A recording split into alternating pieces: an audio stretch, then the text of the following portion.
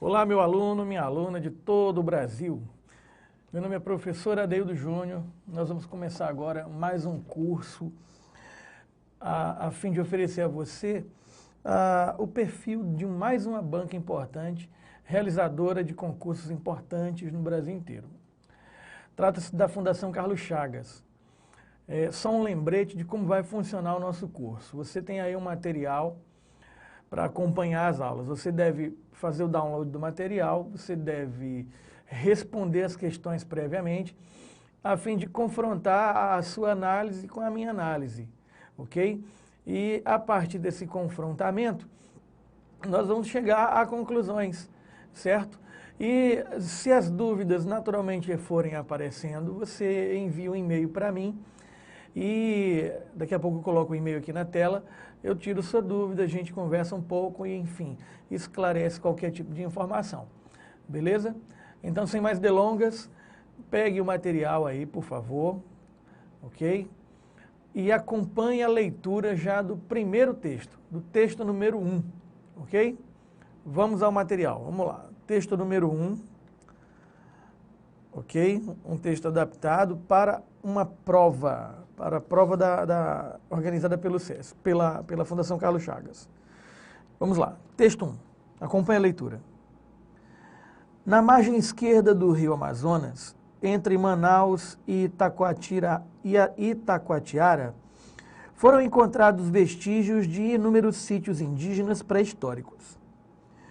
O que muitos de nós não sabemos é que ainda existem regiões ocultas situadas no interior da Amazônia e um povo também desconhecido que teria vivido por aquelas paragens ainda hoje não totalmente desbravadas. Em 1870, o explorador João Barbosa Rodrigues descobriu uma grande necrópole indígena, contendo vasta gama de peças em cerâmica de incrível perfeição. Teria sido construída por uma civilização até então desconhecida em nosso país. Utilizando a língua dos índios da região, ele denominou o sítio de Miracanguera. A atenção do pesquisador foi atraída primeiramente por uma vasilha de cerâmica, propriedade de um viajante. Este informante disse tê-la adquirido de um mestiço residente na vila do Serpa, atual Itacoatiara, que dispunha de diversas peças, as quais teria recolhido na várzea de Matari. Barbosa Rodrigues suspeitou que poderia se tratar de um sítio arqueológico, de uma cultura totalmente diferente das já identificadas na Amazônia. Em seu interior, as vasilhas continham ossos calcinados, demonstrando que a maioria dos mortos teria sido incinerados. De fato, a maior parte dos despojos de Miricangueras era composta de cinzas. Além das vasilhas mortuárias, o pesquisador encontrou diversas tigelas e pratos utilitários, todos de formas elegantes e cobertos por uma fina camada de barro branco, que os arqueólogos denominam de engobe, tão perfeito que dava ao conjunto a aparência de porcelana. Uma parte das vasilhas apresentava curiosas decorações e pinturas em preto e vermelho. Outro detalhe que surpreendeu o pesquisador foi a variedade de formas existentes nos sítios onde escavou, destacando-se certas vasilhas em forma de taças de pés altos, as quais lembram congêneres da Grécia clássica. Havia peças mais elaboradas, certamente para pessoas de posição elevada dentro do grupo. A cerâmica do sítio de Miracanguera recebia um banho de tabatinga, tipo de argila com material orgânico, e eventualmente uma pintura com motivos geométricos, além da decoração plástica que destacava detalhes específicos, tais como seres humanos sentados e com as pernas representadas. João Barbosa Rodrigues faleceu em 1909. Em 1925, o famoso antropólogo Kurt Nimendaju tentou encontrar Miracanguera, mas a ilha já tinha sido tragada pelas águas do rio Amazonas. Arqueólogos americanos também vasculharam áreas arqueológicas da Amazônia, inclusive no Equador, Peru e Guiana Francesa, no final dos anos de 1940. Como não conseguiram achar Miracanguera, decidiram que a descoberta do brasileiro tinha sido apenas uma subtração de agricultores andinos. Porém, nos anos de 1960, outro americano lançou nova interpretação para aquela cultura, incluindo que o grupo indígena dos Miracangueras não era originário da região, como já dizia Barbosa Rodrigues. Tratava-se de um mistério relativo a uma civilização perdida que talvez não seja solucionado nas próximas décadas. Em pleno século XXI, a cultura miracanguera continua oficialmente inexistente para as autoridades culturais do Brasil e do mundo. Muito bem, muito bem. Aí está o texto. Como você pode observar, esse texto ele não traz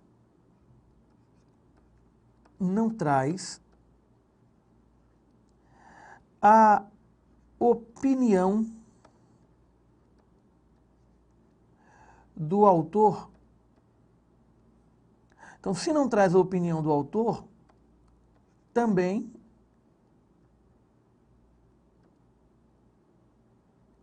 não apresenta a intenção de convencer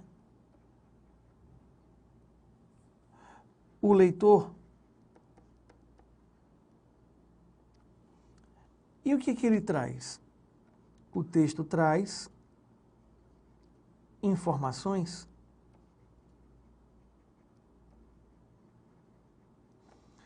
com esse objetivo. Visa, portanto,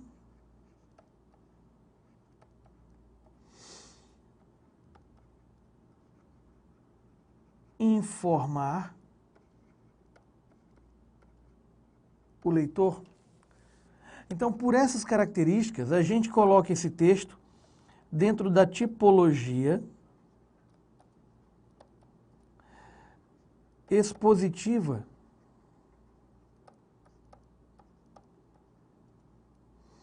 E dentro dessa tipologia expositiva, pelo que a gente percebe, inclusive na legenda do texto, apesar de ser um fragmento de dissertação de mestrado, não é? Esse fragmento, ele lembra muito uma reportagem, não é? E especificamente que trecho da reportagem? O trecho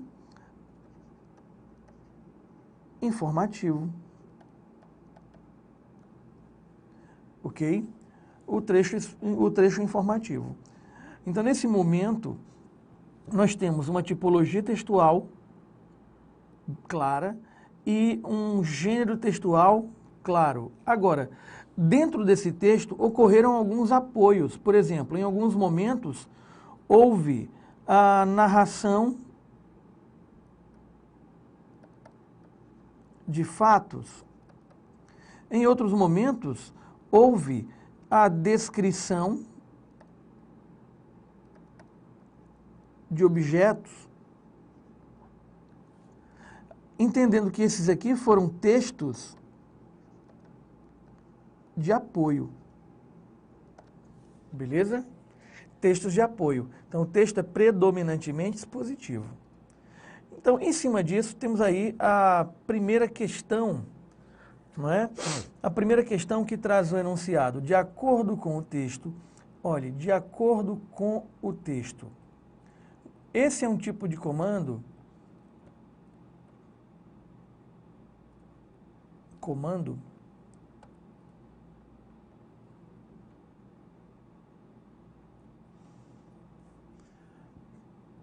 típico da interpretação.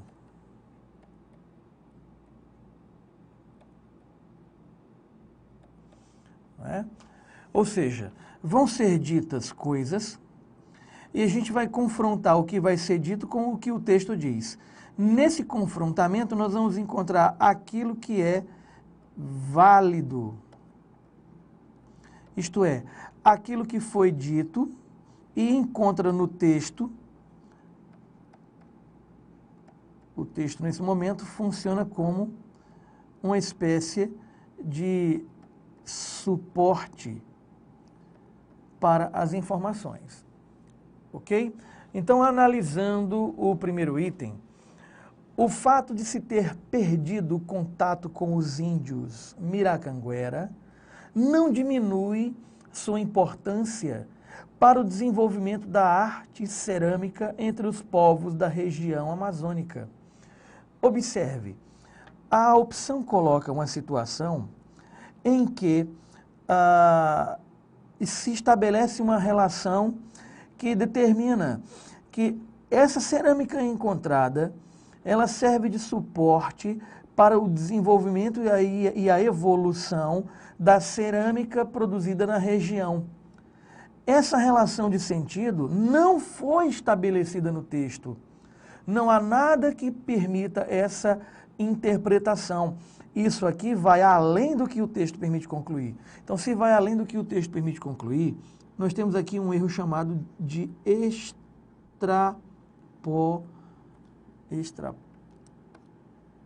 extrapolação.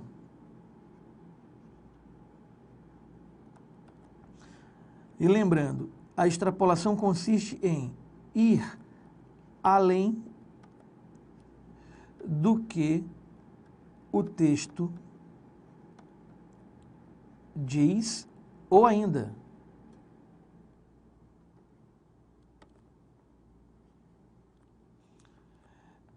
ir além do que o texto permite dizer.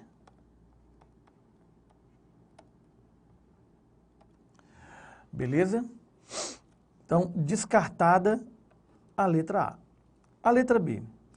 Os índios Miracanguera, identificados por Nimunhendaju, no início do século XX, seriam nômades, como prova a cerâmica indígena.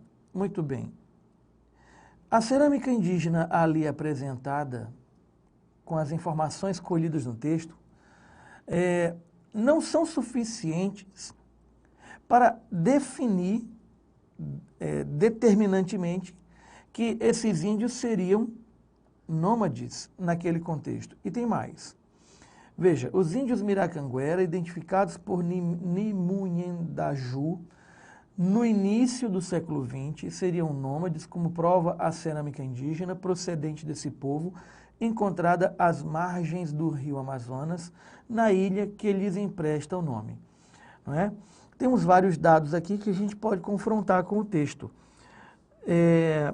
Vamos verificar o fragmento em que se fala do Kurt Nimunhendaju. Se não me engano, é o penúltimo parágrafo. Acompanhe lá no penúltimo parágrafo a leitura. Penúltimo parágrafo. Veja. João Barbosa Rodrigues faleceu em 1909. Em 1925, o famoso antropólogo Kurt Nimunhendaju tentou encontrar Miracanguera, mas a ilha, que já tinha sido tragada pelas águas do rio Amazonas,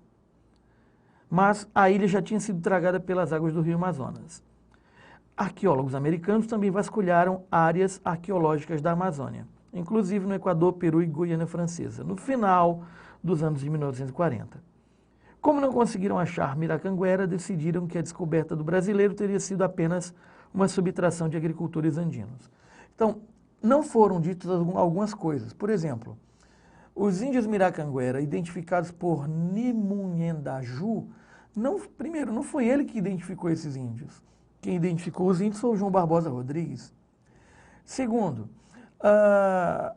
no início do século XIX, ele tentou encontrar, mas não encontrou, certo?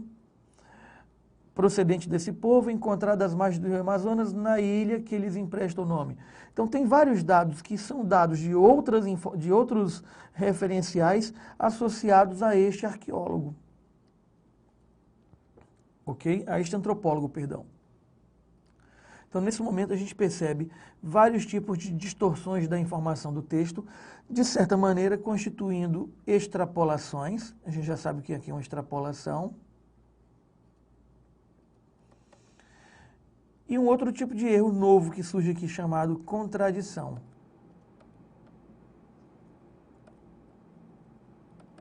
Contradição. Aí, nesse momento, vamos lembrar o que é contradição. Contradição significa dizer o oposto do que o texto diz. Beleza? Então, dispensada a letra B. Analisando a letra C, é perceptível a influência grega na cerâmica miracanguera. É perceptível a influência grega na cerâmica miracanguera. Só essa informação já constitui uma extrapolação. Por que, Adeildo? Porque, ao dizer isso, meu povo, ele está afirmando nas entrelinhas que, em algum momento, estes índios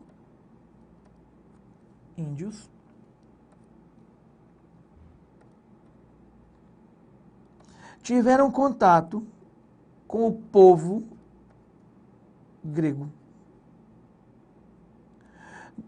Ou ainda, se não com o povo, tiveram contato com a cultura grega. Para que, dessa maneira, a arte reconhecida pelos índios através dessa cultura grega influenciasse a sua produção artística. E lá no texto não há material suficiente para chegarmos a essa conclusão, ok? Há um momento em que se fala sobre uma semelhança encontrada entre os motivos das peças miracangueras e os motivos, ou o que era comum de se encontrar em vasos da Grécia.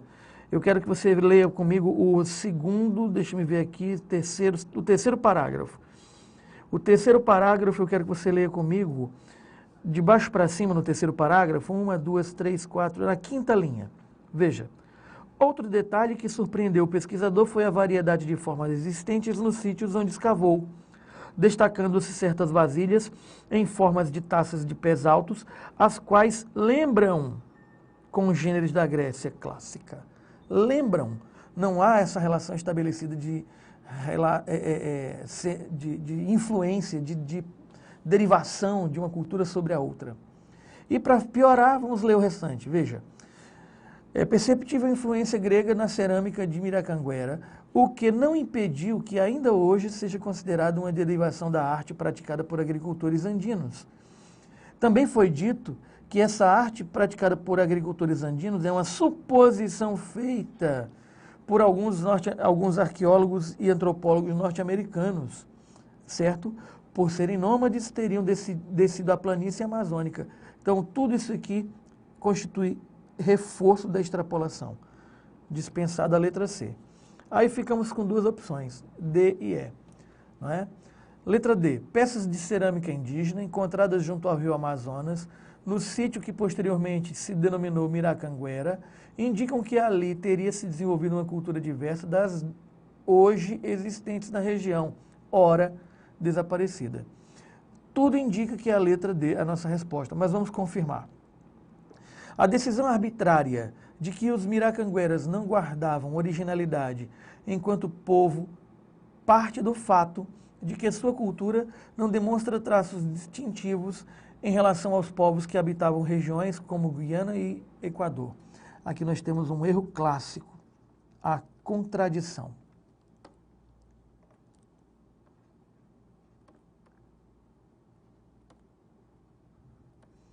Por que esse texto foi escrito? Exatamente para mostrar que essa cultura miracanguera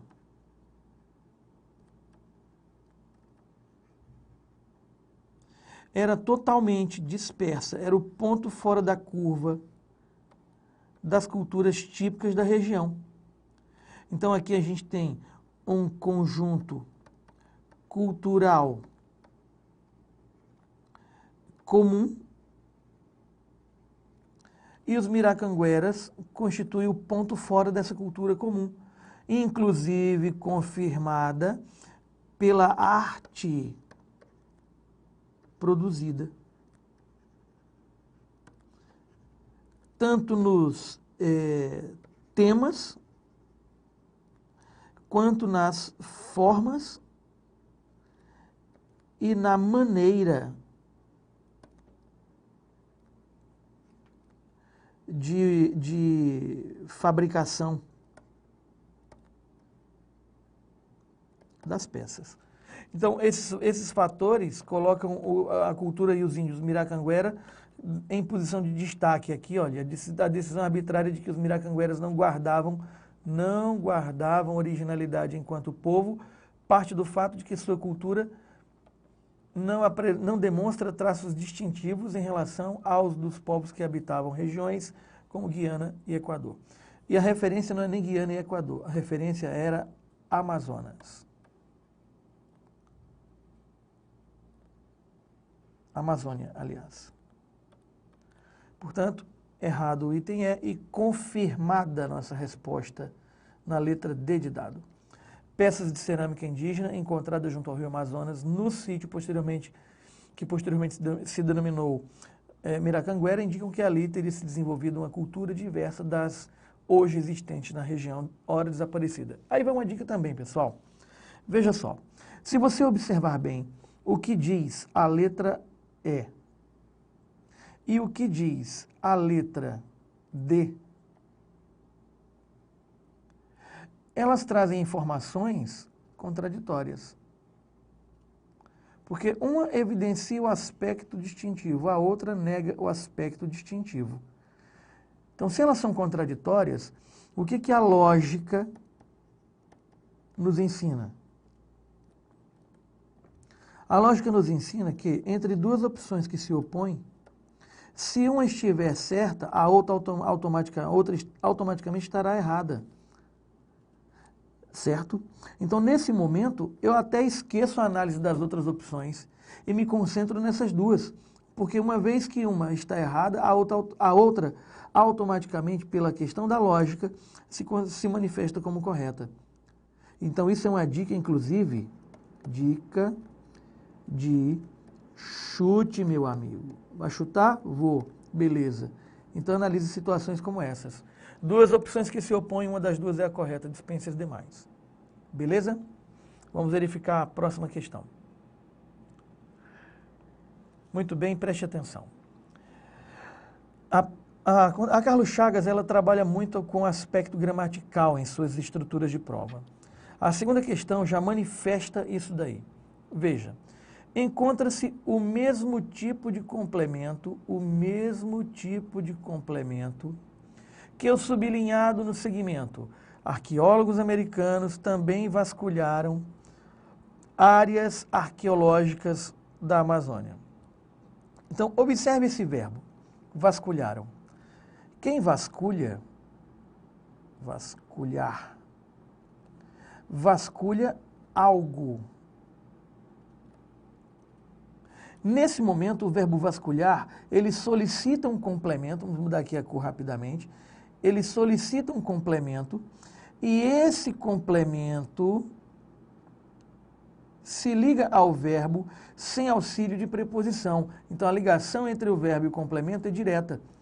Como o verbo pede complemento, ele é transitivo. Como a ligação entre ele e o complemento é direta, é transitivo direto. E o nome do complemento? Objeto direto. Então, eu quero, entre as opções, aquela onde há um objeto direto. Aí você vai analisar os verbos. Na letra A, uma parte das vasilhas apresentava curiosas decorações e pinturas em preto e vermelho. Letra B, que dispunha de diversas peças. Letra C, ainda existem regiões ocultas situadas no interior da Amazônia. João Barbosa Rodrigues faleceu em 1909 e a cultura miracanguera continua oficialmente inexistente. Muito bem, preste atenção. Aqui nós temos, respectivamente, continua inexistente. Você tem aqui um sujeito e um predicativo do sujeito. E entre o sujeito e o predicativo do sujeito, um verbo de ligação. Aqui você tem João Barbosa Rodrigues faleceu. Faleceu é verbo intransitivo. Aqui você tem, ainda existem regiões. O verbo existir é outro verbo intransitivo. O que existe, existe. O que acontece com o verbo existir é que o seu sujeito, regiões ocultas, ele sempre vem deslocado. Certo? Dispunha. Quem dispõe, dispõe de alguma coisa. Então é até um verbo transitivo, só que ele se liga ao seu complemento através de preposição. Então a ligação é indireta, portanto o verbo é transitivo indireto e o complemento é o objeto indireto. Por eliminação, letra A. E por convicção, porque quem apresenta verbo transitivo, apresenta, vamos lá, alguma coisa. Apresenta o quê? Curiosas decorações e pinturas. Então é um verbo transitivo direto que se liga ao seu objeto direto, que são dois, dois, sem auxílio de preposição, ó. Então eu tenho aqui verbo transitivo direto e objeto direto. O mesmo tipo de complemento do complemento utilizado lá na construção retirada do texto. Confirmada a resposta na letra A. Beleza? Então, só um lembrete. Veja, você tem que ficar atento a isso. Se o verbo é considerado transitivo, é porque ele transita dentro da oração numa estrutura de sujeito mais verbo. Esse verbo, sendo transitivo, o que acontece com ele? Veja, ele fica circulando dentro da frase, transitando, procurando, até que encontra o quê? Encontra o seu complemento verbal. Quando ele encontra o complemento verbal, verbo transitivo. Se a ligação entre o complemento e o verbo é direta,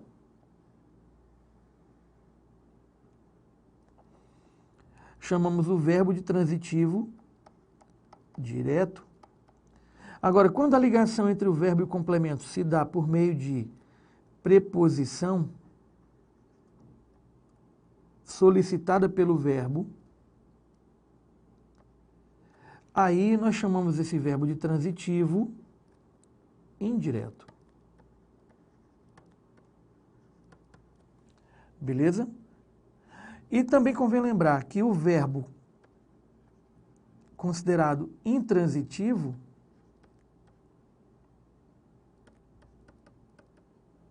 o que ele não faz? Ele não, olha o prefixo de negação, transita. Então você tem um sujeito mais um verbo e ponto final. Quando muito você tem um adjunto adverbial, certo? Numa estrutura como essa. Beleza? Muito bem, fica aí a dica. A gente para nesse ponto, ok? Próxima aula a gente dá continuidade às análises. Então faça o que eu pedi. Responda as questões para você confrontar a sua resposta com a minha e a partir daí chegarmos a conclusões importantes. Lembrando, qualquer dúvida, entre em contato pelo e-mail. Olha aqui o e-mail. professor@adeildojunior.com.br. Beleza? Ou então pelo WhatsApp.